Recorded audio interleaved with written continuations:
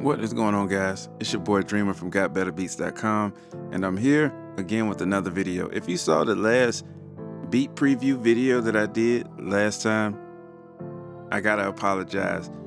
I thought I was recording when I was making that beat. So what I'm gonna do is I'm gonna do a beat breakdown of that beat and of the mix. That way I can give you some tips, and just in case you do have questions, feel free to ask those questions down below. And again, I apologize. Man, it was so crazy. I don't know how I messed that up, but I'm looking now and I am recording.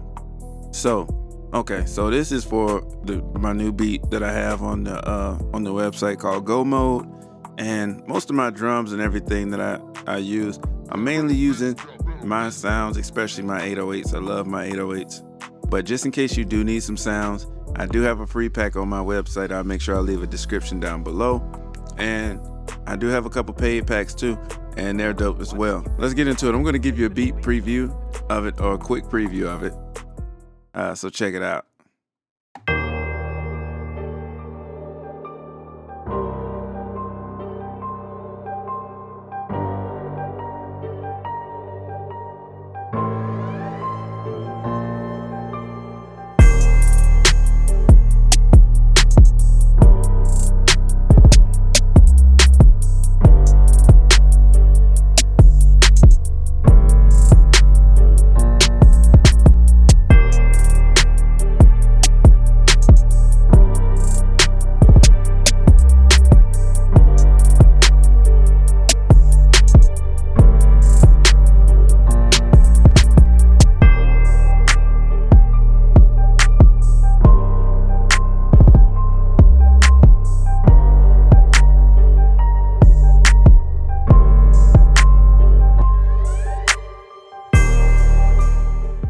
So what I'm going to do is I'm going to go through sound by sound.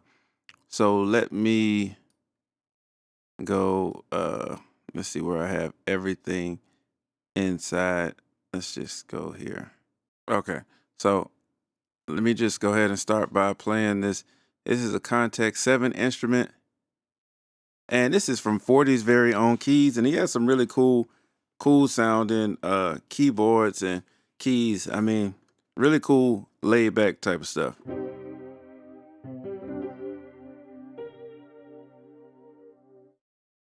So yeah, so really cool sounding stuff. I mean, like, cause I would normally say you could process your own sounds, but a lot of times I do like VSTs like this when they kind of have a character added to the sounds already, because it kind of puts you, you can kind of flip through the sounds and you're like, wow, okay, I hear this, I hear that, and you don't necessarily have to tweak from bass every single time from the bass sound. So this is what that sounds like.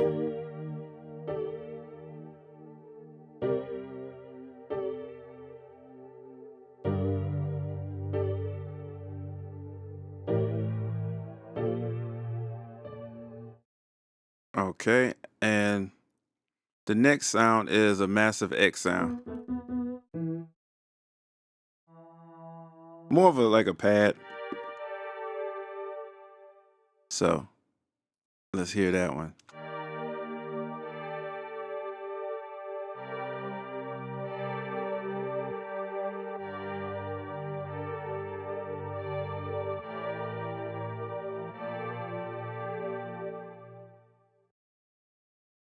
So it just adds in some nice cool backgrounds. Let's move on to the next sound, which is the UVI workstation. And I went ahead and bounced this down to audio.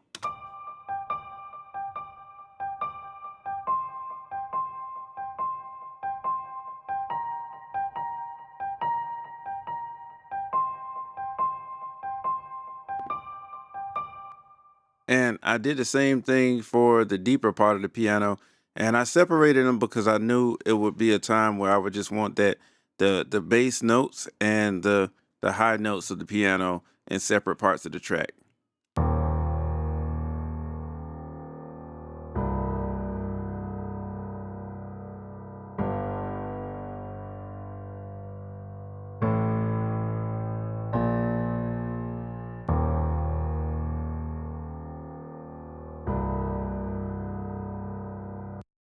Okay, I didn't use this tubular bell in with this, but I did use Omnisphere,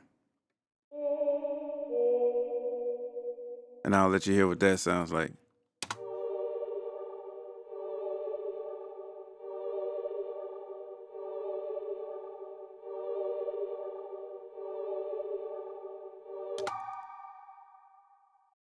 With the with some of these sounds, I do have processing on them, and we are going to go through that. I do have halftime on that, so that's going to sound different. Um, it's going to sound like this without the halftime. So halftime just added on a more of a, just a darker, and it slowed down the tempo a bit. So just kind of creating that atmosphere. I have a tubular bell here. Oh, my bad. But that just pretty standard. And when we do get to the drums, we can kind of group the drums in. But what I'll do is I'll let you hear the 808 first.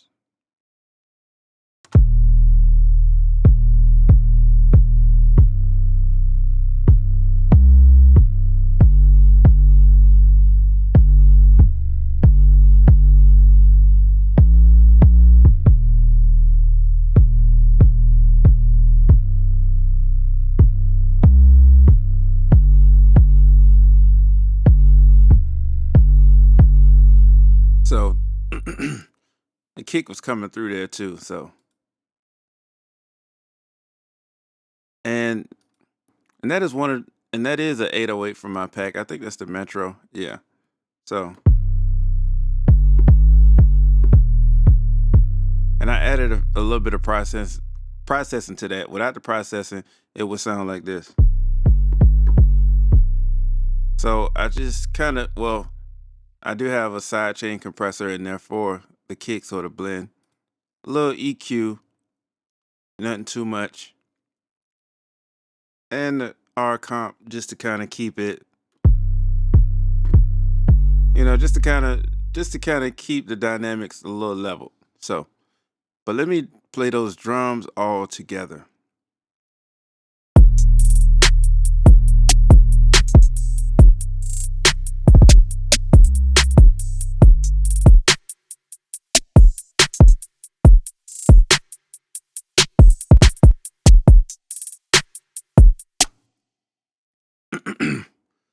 And what I did was I guess recently I upgraded my Slate Digital. They have the complete package now where you get the SSL plugins, which is a dope thing for the same price at $14.99 to get all the Slate and the SSLs.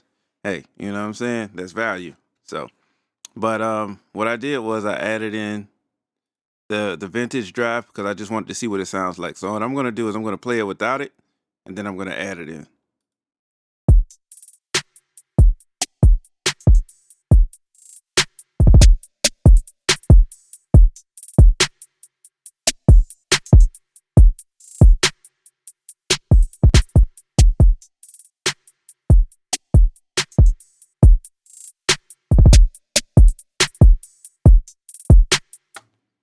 And that is some really good sound and saturation. I'm just putting that out there, And one of my favorite plugins that I like to use for drums is the T-Rex compressor, and it's pretty much their iteration or their emulation of the stressor, and I love the way this sounds. What I'm going to do is I'm going to play it without it, then I'm going to add it in.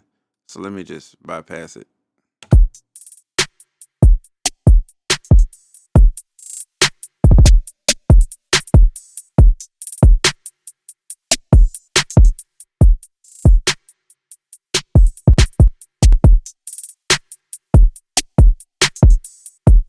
Okay, and sometimes what I like to do, as I'm doing here, is because I know you all seeing a lot of compression happening, but I like to parallel it within the plugin.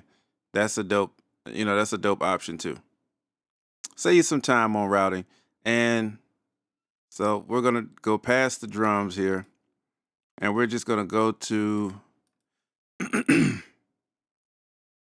we are gonna go to my, you know, just my ear candy when it comes to when the music is getting ready to drop. I have a little bit of a siren and a nice cymbal right here. So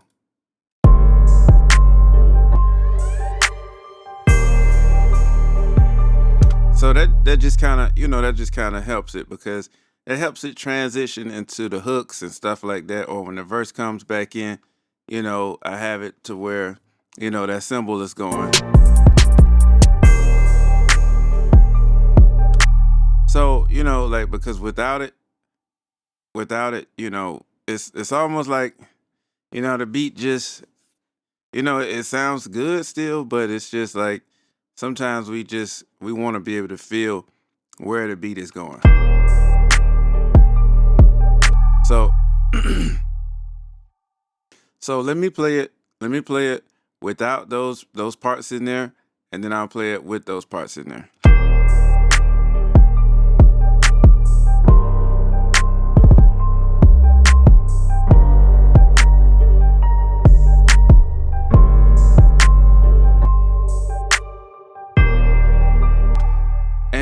And yeah, the beat is tight, but let me just go halfway through.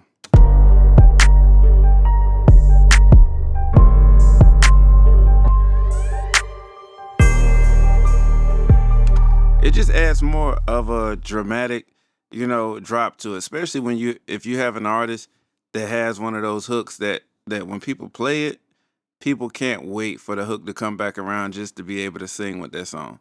And that's the type of stuff that I'm usually kind of thinking about that I'm usually kind of thinking about when I'm laying it out. I try not to do too much, but the things that I do, you know, I kind of like to, make it to where it's going to catch the artist, by surprise. Like, yeah, I like that.